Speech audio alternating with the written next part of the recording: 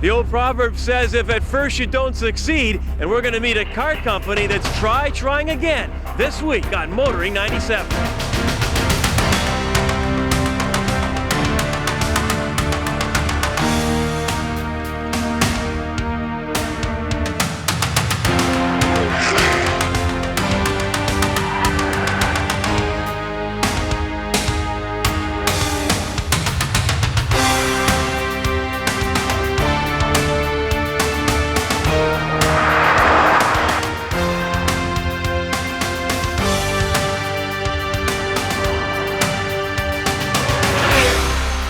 TSN's Motoring 97 is brought to you by Quaker State. The big Q stands for quality, always has, always will. And Midas, the way it should be.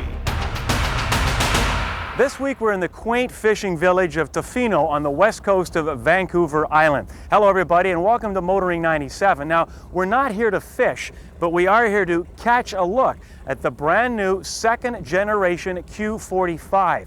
Now, life has not exactly been rosy at Nissan. In 1995 was one of their worst sales years in 12 years, much like the rest of the industry. Well, you know, the Q45 is considered what they call the flagship product. Well, as we're about to see, Nissan is hoping that the Q45 leads them into more bountiful waters. To show you just how smooth the Infiniti's engine actually is, there you have it, a loony balanced on a running engine. There are very few engines in the world capable of this feat.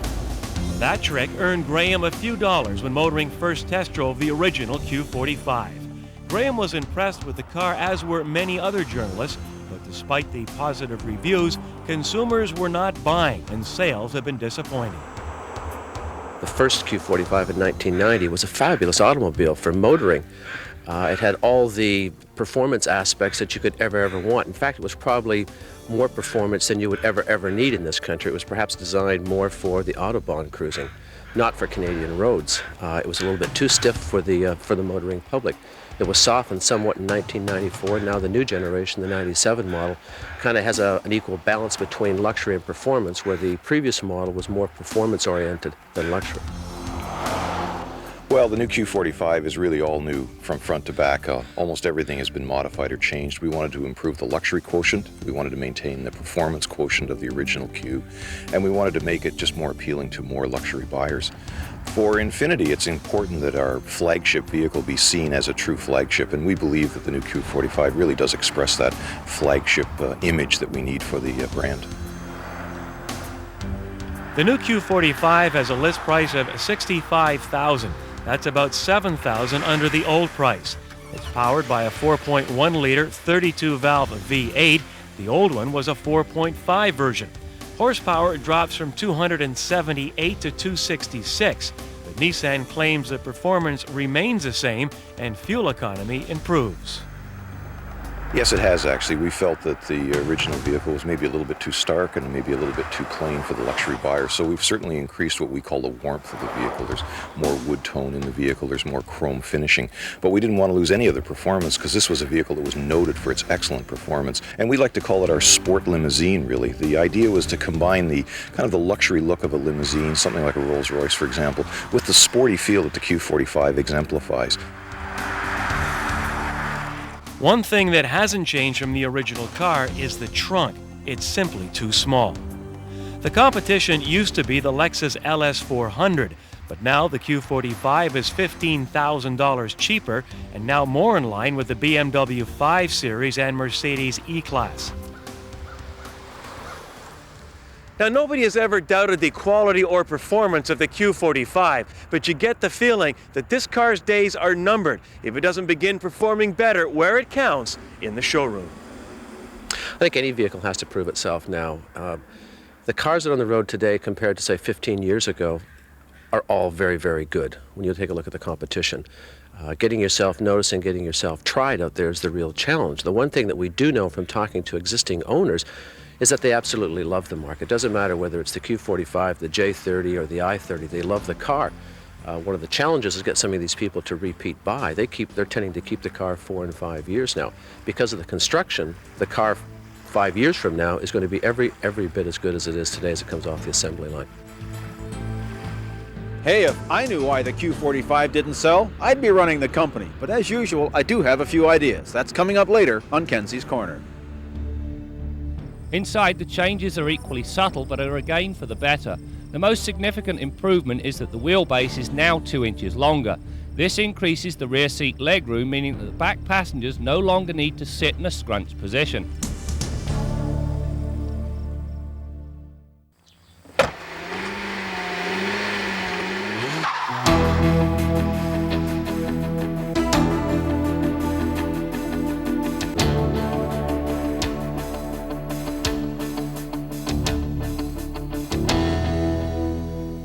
The Toyota Camry has been setting standards since its introduction back in 1983.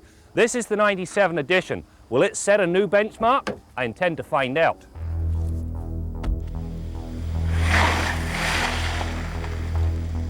The suspension features McPherson struts at all 4 corners with sway bars. In reworking the design, Toyota's engineers revised the spring rates in an attempt to smooth out the ride. Does it work in reality? The answer is yes to a degree. Yes, it handles washboard pavement much better than the previous car, and yes, the ride quality is certainly improved. However, on undulating roads, the car has a tendency to porpoise if you drive with any degree of enthusiasm. The reason? The rebound damping is not all it could be. Beneath the hood, the changes have again been kept to a minimum. As before, there are 2 engines available, a rather anemic 2.2-litre inline-4 and a 3-litre V6. Now, there are no prizes for picking the preferred power plant. To improve both horsepower and fuel economy, the engine's management system, intake and exhaust manifolds have all been reworked.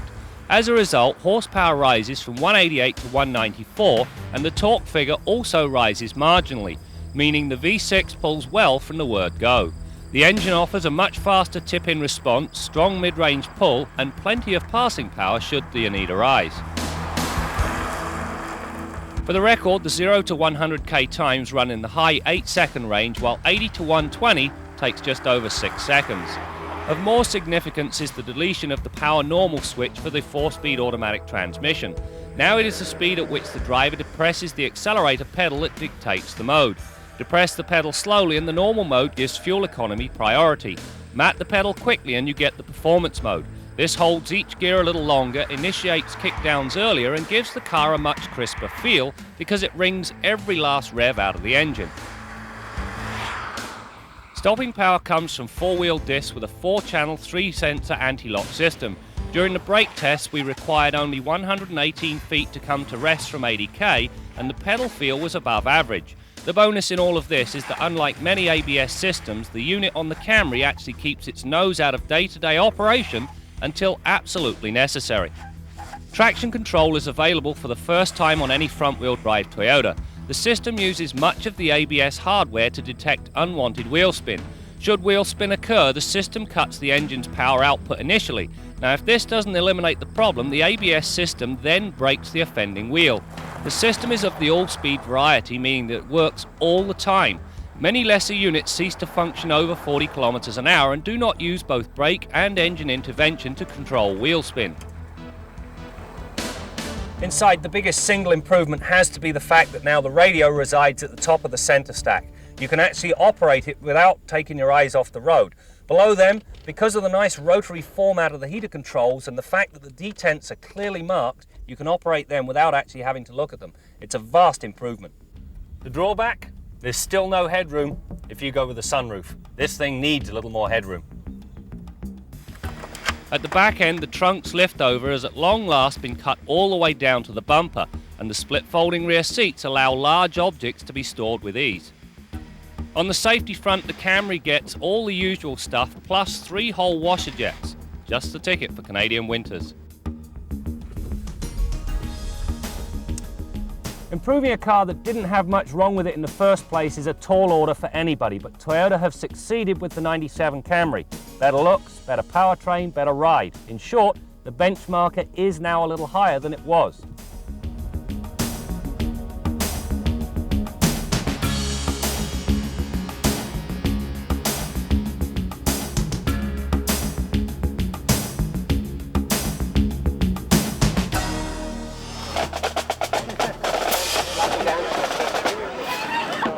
30th annual Big Brothers Soapbox Derby presented by Midas, and certainly a great celebration of the length of this event. It's probably one of the oldest running soapbox derby in Canada. We have the Celebrity Challenge for the Midas Gold Cup with a variety of media representatives. And certainly last but not least, we have, I believe, 37 or 38 Little Brothers competing in the Little Brothers Challenge. And for someone who started by becoming a Big Brother, this is one example of an activity they could share, and certainly a great show and tell as far as what our program's all about.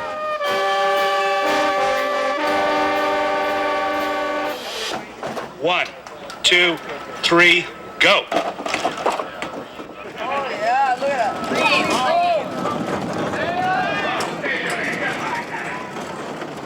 Well, what we did was we sent one to each one of the local stores and gave them a list of instructions of the things that they had to do to make their cars roadworthy and safe so that we don't hurt any of the celebrities or any of the politicians.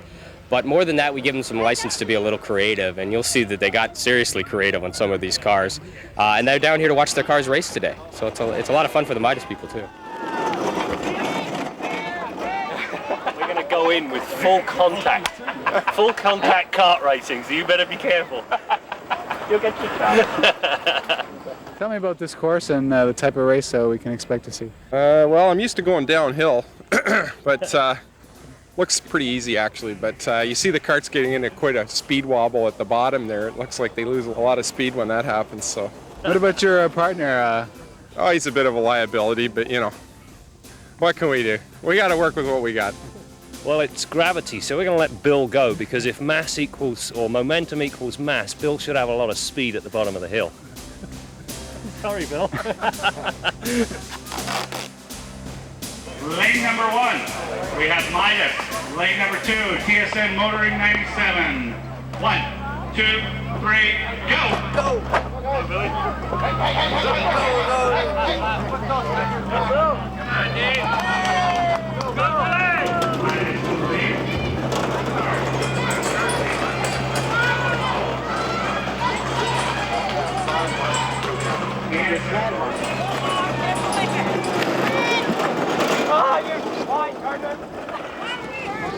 Good job coming through. Oh, we beat them. We smoked them. They weren't even close. The final run there, the Midas guys got into a speed wobble there, and they just couldn't hang on to it. I think he hit the brakes. He panicked there. They had a better cart. That's my story, and I'm sticking to it. I think they just played out a better cart. It was fun. I can't believe I lost that last one. I have to go up the hill and face the rest of those folks now, so I think I'll wait a few minutes.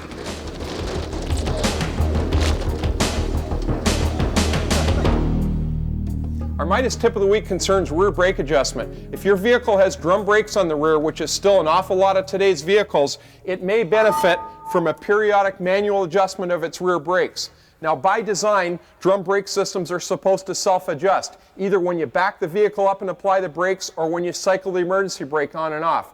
In any case, in actual practice, it doesn't always happen that way. Quite often you'll find that when you remove the brake drum, there's a tremendous amount of slack or clearance between the brake shoe and the drum, and that gives you a low pedal and a poor emergency brake performance. Now, this vehicle has about 65,000 kilometers on it. It's got lots of material left on its rear brakes, but they're a little bit out of adjustment. All it needs is a quick manual adjustment to bring that pedal up nice and high. That's your Midas tip of the week.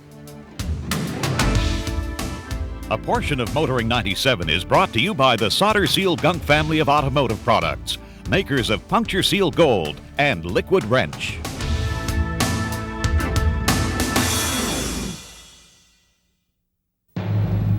You're about to see for the first time anywhere. At the 1994 Detroit Auto Show, Chrysler signaled to the competition it was serious about pickup trucks when it launched the Dodge Ram. 1994 Dodge Ram pickup. The Ram has been a runaway success, and full cab pickup trucks continue to be the best-selling vehicles in North America. It's been extraordinary when you look in recent years, the growth of the pickup truck market in North America. I mean, the best-selling vehicles in North America are pickup trucks and minivans. Pickup trucks and minivans were the topic of conversation when Chrysler introduced its new all-wheel minivan and Dodge Dakota in Park City, Utah. It's been 10 years since the Dakota had a major overhaul, and Chrysler is predicting a 70% sales increase from the 96 model. Dakota had been selling well, oddly enough, in this small, what we call small to compact size pickup market because of its, again, engine versatility. We were the only ones to this day who still offer a V8, and we're of course offering that in the current model, starting with a 4-cylinder V6 and V8. But what we also wanted to do was appeal more to the younger market. We've seen some of the competition. They've come out with what we call some of the smaller, or for want of a better term, we use toy trucks in recent years.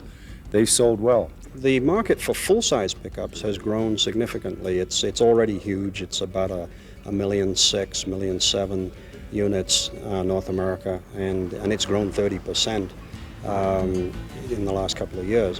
Whereas the compact segment has been flat and actually declining a bit. It's down 10% in North America this year, and that seems to be a function of people moving to either full-size pickups or into other kinds of vehicles. But by the same token, this truck will do what a lot of the competition will in terms of its capability, because, as I said, you can get it with a 230 horsepower V8 engine, 4x4, which again is right up there with the size of in terms of towing capability and cargo capability, right up with the full-size pickups.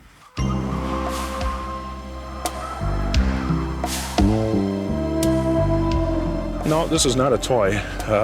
Take a look at the frame. The people that manufacture the frame for the big Ram manufacture the frame for the little guy too. Basically, the engines are interchangeable. I mean, the 5.2 you get in the big Ram, same transmission, a lot of the same driveline parts. In fact, a lot of the pieces, bolts and nuts, when you get down to the fine stuff, is being used on the Dakota that was originally designed for the big Ram so that they could minimize the number of new pieces.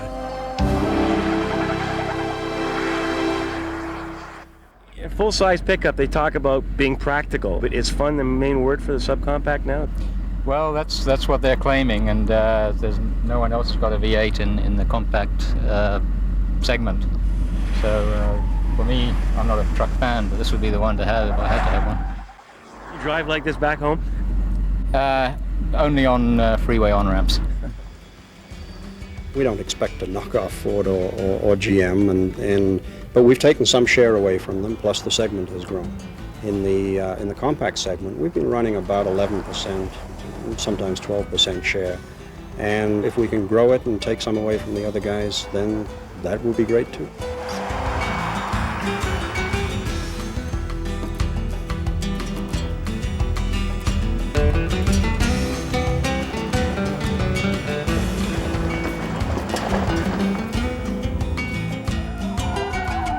Well, this is what the fishing industry is all about out here in British Columbia, the salmon. This one happens to be a spring salmon that just landed on the docks here in Tofino. And you know, there's still plenty more out there in the ocean, but the East Coast fishermen and the West Coast fishermen are doing their best to ensure there'll be plenty more left for our grandchildren. And you know, I know who's just salivating over the sight of this beautiful salmon right now. And that, of course, is Bill Gardner. Say hi to Bill. Hardly salivating, Brad. With the exception of the odd tuna fish sandwich, you won't catch me in the seafood zone very often. Usually when I go into those seafood restaurants, I make sure there's at least one steak on the menu. In any case, I want to talk to you about a situation we ran into earlier today with one of our regular customers. He dropped by the shop, and boy, I'll tell you, there was something fishy about his car. What had happened was he'd picked up an extremely aggravating or bothersome noise in the front of the car. It really had him concerned. It just came up just like that. Within half an hour, he was over at the shop to get us to have a look at it.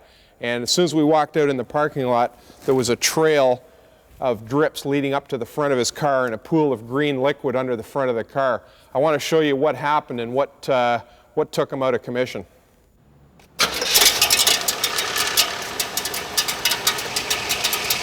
Okay, shut her off, shut her off. Well, there's the guy's problem. Pretty obvious, isn't it? All that racket that you heard was this little shipping strap, metal strap, banging against the fan blades, and the fan blades banged it around until it made a hole in the rad. Now what I've done here is I had previously, just moments earlier, removed the upper rad shroud so we could get a closer look at this situation. Normally this would be all completely shrouded. Now what had happened was this little metal strap, which was originally installed around the rad core to try and keep the rad core tight. Now this rad has been recored at one time. When they record it, they put this strap around here, one here and one over here, to try and keep the rad tighter, keep the fin bond from debonding. And in actual fact, it ended up working against us because it got rusty, broke up here, and it fell backwards into the fan blades. And the fan blades, as they were going around, banged it into the rad core. And eventually, there's what happened. It punched a hole in the rad core, and our coolant started to leak out. And eventually, this car would have had a severe overheating situation. So what we've got to do in order to remedy this is to drain the remaining coolant out of the rad, disconnect the transmission cooler lines, the rad hoses, and everything else attaching this rad to the car, get that rad out of there, and get it down to a rad shop where they can properly repair or recore this radiator. And that decision will be made after the rad's out of the car and we can make a closer inspection on it. But in any case, the moral of this story is, don't disregard any unusual noises in your car or any unusual leakage. And this particular car had both those situations. The customer noticed the noise right away and investigated it when he should have, probably saved himself an overheat situation on the engine and possible severe damage to the engine or transmission. By getting it checked out quickly, he avoided those situations. Till next week, I'm Bill Gardner for Motoring 97.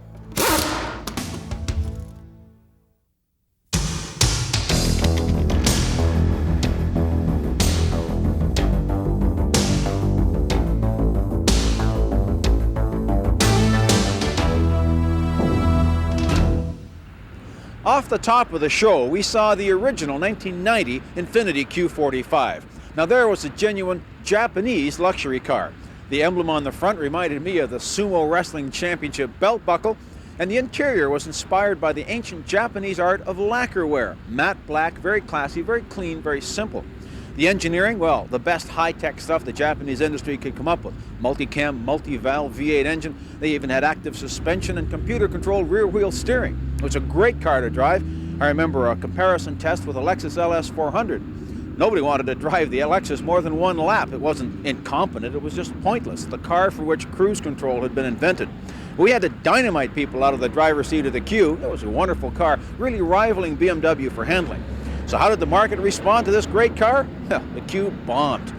Now, Infiniti tried a mid-course correction with a fake Jaguar grille and some wood and softened up the suspension. That didn't work either. And now they got the all-new Q45.